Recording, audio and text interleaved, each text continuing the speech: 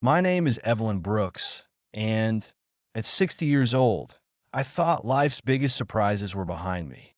I'd raised two children, bury my husband, James, after his battle with cancer 9 years ago, survived a mild stroke that left my left hand trembling on bad days, and moved in with my daughter, Ella, to help raise my 5-year-old grandson, Micah. I was content in my quiet routine, folding laundry, reading bedtime stories, sipping chamomile tea on their sagging porch swing. But nothing could have prepared me for the day I discovered I was pregnant at 60, with no memory of how it happened and no clue who the father could be. I hadn't been with a man in over a decade, not since James passed. The truth, when it finally came to light, would shatter everything I thought I knew. That IT began with exhaustion that clung to me like damp wool.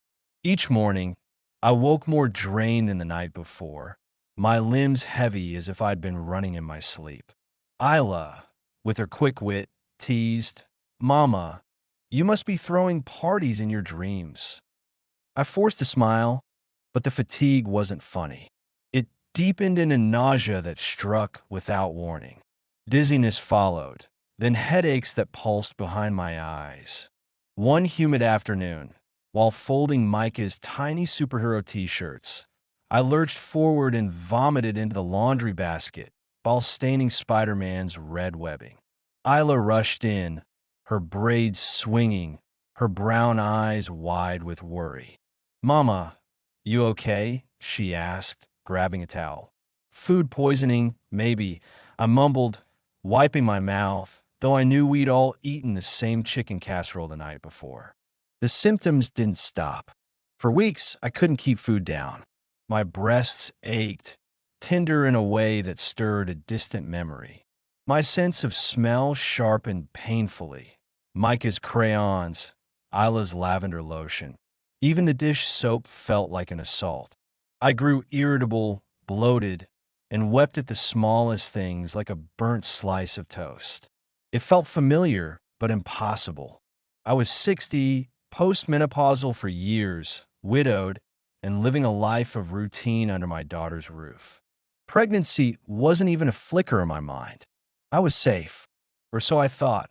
Then came the collapse. It was a muggy Tuesday morning, and I was rinsing dishes when the kitchen spun. The plate in my hand slipped, shattering on the tile, and I crumpled beside it. Isla found me curled on the floor, her scream piercing the haze. "Mama."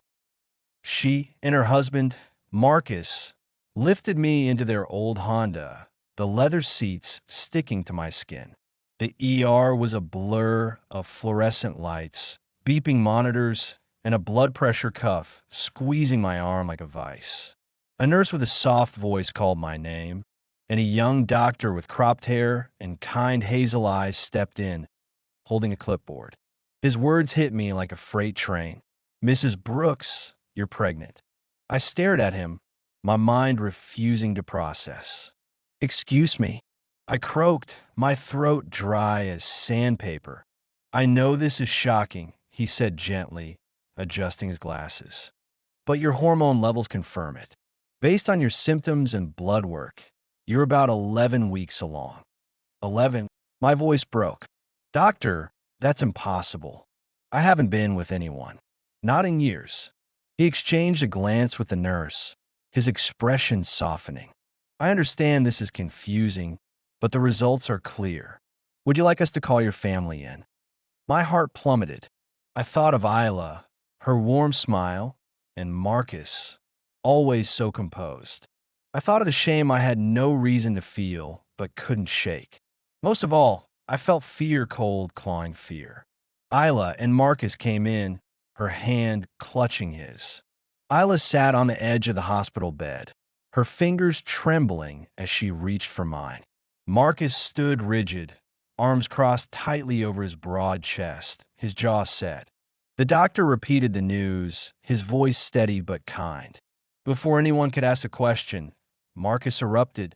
"What the hell is this, Evelyn?" His voice boomed, echoing off the sterile walls. "You're telling me you've been sneaking men into my house?"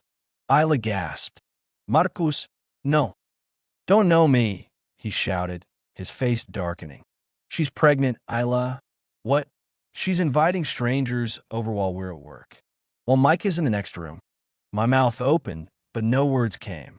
The room tilted, the walls closing in. I whispered, my voice barely audible. I swear to God, I haven't touched anyone. Then how are you pregnant? He roared, stepping closer. You think we're idiots? Marcus, stop. Isla stood, planting herself between us. You're not helping. She's a disgrace, he spat, his eyes burning into me. 60 years old, getting knocked up like some teenager. We've been housing her, feeding her, trusting her. And this is what she's doing behind our backs. I broke. Tears streamed down my face, hot and unstoppable, not because of his words, but because I had no answers. Only questions, shame, and a helplessness that sank into my bones like lead. Through my sobs, I heard Isla's voice, steady and fierce.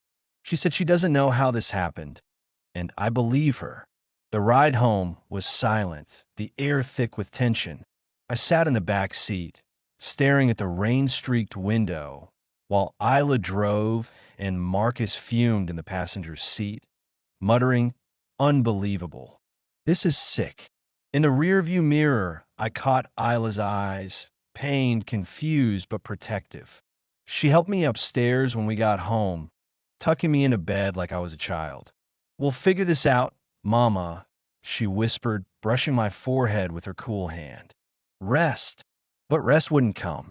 I lay awake, staring at the cracked ceiling of the guest room, replaying every moment of the past 2 months. The exhaustion, the nausea, the bruises I'd noticed but dismissed, small, purplish marks on my thighs and hips. I'd blamed menopause, my stroke, anything but the truth. How had I not suspected? And worse, what was happening to me while I slept? The next few days were a fog. Marcus barely spoke to me, his words clipped and cruel when he did. Pass the salt, he'd mutter, avoiding my eyes. Micah, blissfully unaware, chattered about dinosaurs in his new coloring book, but the house felt like a pressure cooker. Then, one night, I overheard Marcus in the kitchen, his voice low and venomous. I want her out, Isla. I don't care how sick she is. She crossed the line. She didn't cross anything, Isla replied, her voice steady as steel. She's the one who's been violated. Can't you see that? Violated, he scoffed.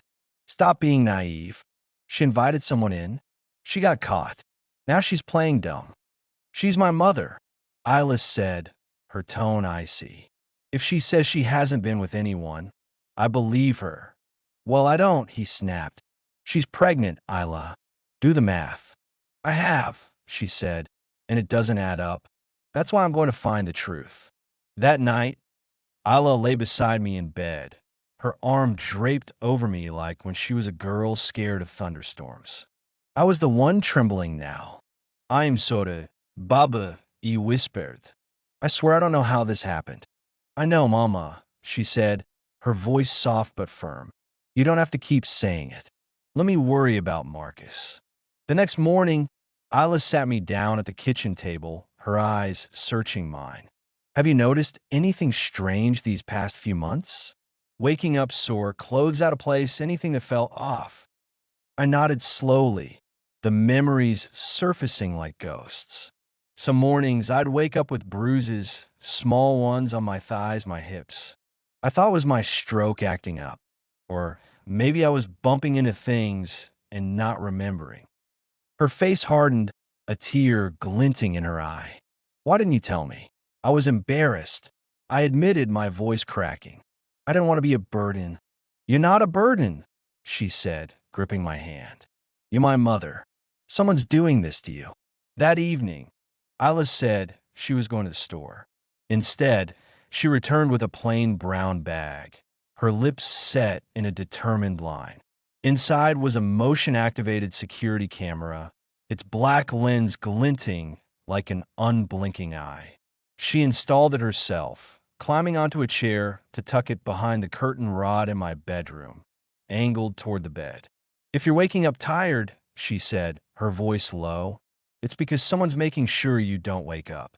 I didn't sleep that night, the camera's presence both a comfort and a terror. What if it caught nothing? What if it caught something worse? For 3 nights, it sat silently, watching. I avoided looking at it, afraid of what it might reveal. On the fourth morning, Isla reviewed the footage. I was rinsing a coffee mug when her scream tore through the house, a raw, primal sound that made my heart stop. The mug shattered on the floor as I ran to the living room. Isla was crumpled on the couch, her laptop open, her hands trembling, her face ashen. When she looked at me, her eyes held a mix of terror, rage, and heartbreak. "Baby, what is it?" I asked, my voice shaking. She blinked slowly, her voice barely a whisper. "I know who did it." She turned the laptop toward me, and I watched, my breath caught in my throat. The footage was grainy, time-stamped 2:13 a.m., my bedroom lit by the infrared lens like a ghostly fog. There I was, asleep, my chest rising and falling under the quilt James had bought me years ago. The door creaked open, and a figure stepped inside, tall, broad-shouldered, familiar. Marcus, my son-in-law, shirtless, wearing only socks to muffle his steps. In his hand, a small bottle and a cloth. He moved with eerie precision, like someone who'd done this before. He sat on the edge of my bed, lifted the quilt, and violated me in a way that made my soul recoil. I covered my mouth, turning away, but Isla gripped my arm. "No," she said through gritted teeth. "You need to see it. You need to know you weren't crazy." I sobbed, the truth crashing over me. I didn't remember a single moment of it. Not one touch, not one sound. That was the worst part. He'd stolen my body while I slept, leaving me to wake with bruises and exhaustion I couldn't explain. Isla acted swiftly, downloading the footage and copying it to 3 USB drives. One went to the police, one stayed in her purse, and the third she pressed into my trembling hands. "Keep this close," she said. "You're not staying here another night." "What are you going to do?" I asked, my voice hollow. She stood, brushing tears from her cheeks. "I'm going to confront him. Then I'm going to bury him." Marcus came home that evening, oblivious, his keys jingling as he kicked off his boots in the hallway. He reheated leftovers, humming softly, as if the world hadn't just collapsed. Isla waited until Micah was asleep, his soft snores drifting from upstairs. Then she pressed play. I stayed in the next room, my heart pounding, but I heard everything. Marcus's voice, at first defensive. "That's not what it looks like." Isla cut him off, her voice trembling with rage. "Shut up." He tried again, stammering. "I was drunk, I thought. I said shut up." Then a crash, maybe a plate against the wall. Then sirens. Isla had called the police before he even walked through the door. They arrested him in his socks, his face pale, his voice pleading, "Please, Isla, please." She didn't respond, just watched as they cuffed him and led him away. But the truth wasn't done breaking us. The child growing inside me. Marcus was its father. The trial was swift and brutal. The footage was undeniable. Timestamps, camera logs, my bruises documented by a nurse. The prosecution called it what it was, assault of a vulnerable elderly woman in her sleep.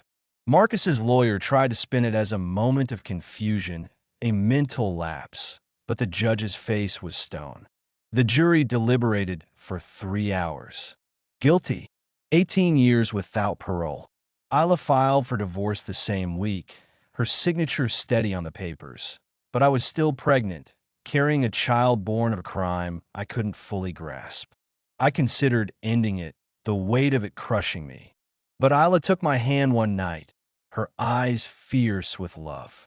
"Mama, I'll raise this baby with you. It's not her fault, and you're not to blame." Her grace broke me, not from shame, but from awe. How does a daughter carry that kind of strength? We moved out within 2 weeks, leaving behind everything Marcus had touched. Isla donated the furniture, the dishes, even the curtains, starting fresh in a small apartment across town. It had creaky floors and peeling wallpaper, but it felt like a sanctuary. I could sleep without fear, though the pregnancy was grueling. My body, at 60, wasn't built for this. My hips ached, my blood pressure spiked, and some days I could barely stand. Isla was there for every doctor's visit, every scare, holding my hand through ultrasounds and sleepless nights. A paternity test, ordered for genetic reasons, confirmed what we already knew. Marcus, 99.99% match. It was closure, in a way, proof I hadn't imagined it, proof I wasn't crazy. The day I went into labor, Isla never left my side, her hand gripping mine as I screamed through the pain. "You're stronger than anything he tried to break," she whispered. When the baby arrived, a girl, 6 pounds, 1 ounce, with dark curls and a soft, trembling cry, Isla named her Hope. It was what we needed, what we clung to. Micah took to her instantly, sitting by her crib, singing off-key lullabies from his favorite cartoons. "I think she likes me," he'd whisper, his gap-toothed grin lighting up the room. People asked Isla if she'd give Hope up for adoption, if she could raise a child tied to Marcus. Her answer was always the same: she's not his legacy. She's mine and Mama's. She'll grow up loved, protected, and strong. A month after Hope's birth, we left the city behind, starting over in a new place with sunflower yellow walls and windows that led in the morning light. Micah thrived in preschool, bringing home finger-painted masterpieces. Isla found work at a local firm, her laugh returning like a long-lost friend. I began to breathe again, no longer waking in fear of what I couldn't remember. Marcus sent one letter from prison. Isla tossed it, unopened, into the trash. We didn't need his words. Our closure came from within. Some nights, I'd rock Hope to sleep, whispering, "You were born from pain, but you are not pain. You're proof we survived." I worried about the day she'd learn the truth, but Isla was resolute. She'll know love first. The story will come later, but it won't define her. We will. We started group therapy, not because we were broken, but because we refused to carry secrets like burdens. Sharing our truth became our strength.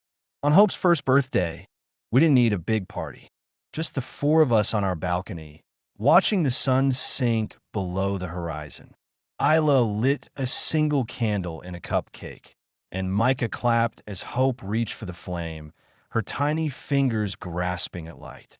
I kissed her forehead and whispered, "You're the light I didn't know I still had." To anyone who's been doubted, dismissed, or disbelieved, you're not alone. You're not ruined. You're not the story they try to write for you. You are still becoming, and there's light waiting for you, even after the darkest nights. Thank you for hearing my story. If it touched you, share it with someone you love, like, and subscribe to help us keep telling stories that matter.